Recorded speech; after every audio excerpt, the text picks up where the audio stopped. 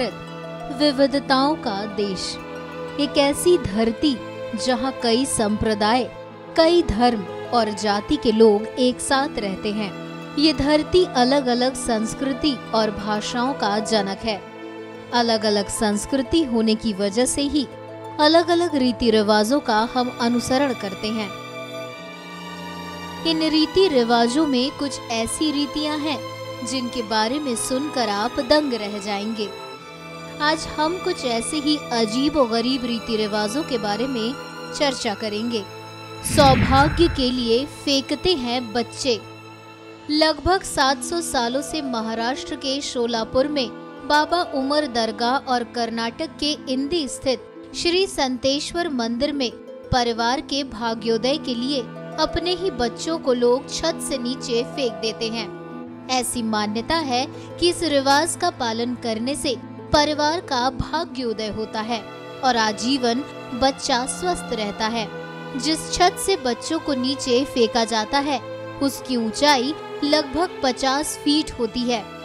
नीचे खड़े लोग चादर में गिरते बच्चे को पकड़ते हैं। बारिश के लिए मेढकों की शादी।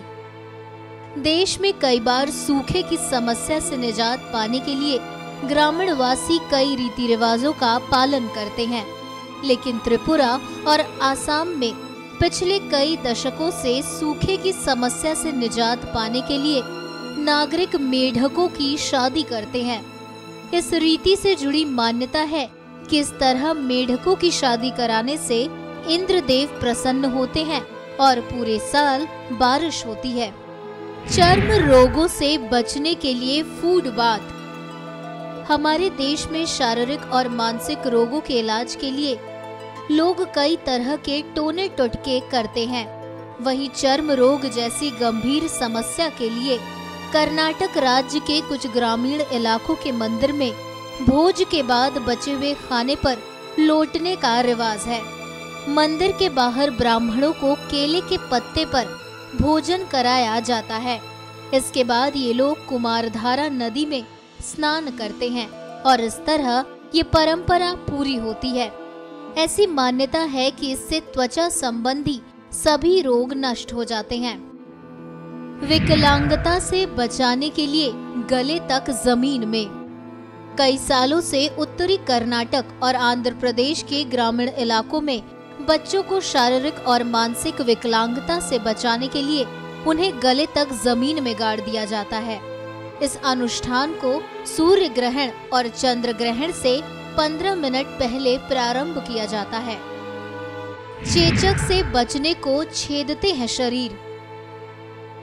मध्य प्रदेश के बैतूल जिले में हनुमान जयंती के अवसर पर होने वाले पारंपरिक उत्सव में लोग माता अर्थात चेचक के प्रकोप से बचने के कारण अपने शरीर को छेदते हैं। इस परंपरा का पालन लोग चैत्र पूर्णिमा के दिन करते हैं। शरीर को छेदने के बाद ये लोग खुशी से नाचते गाते हैं। खौलते दूध से बच्चों को नहलाना। उत्तर प्रदेश के वाराणसी और मिर्जापुर जिले में एक अनूठी प्रथा है। इस परंपरा के अनुसार मंदिरों में होने वाले कराह पूजन के मौके पर नवजात शिशुओं को खौलते हुए दूध से नहलाया जाता है। साथ ही बच्चों को उनके पिता ही खौलते दूध से नहलाते हैं। ऐसी मान्यता है कि इससे भगवान की कृपा नवजात पर हमेशा बनी रहती है। गायों के पैरों से कुचलना।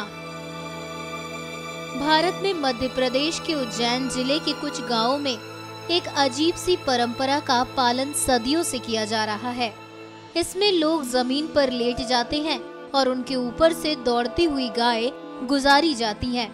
इस परंपरा का पालन दिवाली के अगले दिन किया जाता है, जो कि एकादशी का पर्व कहलाता है।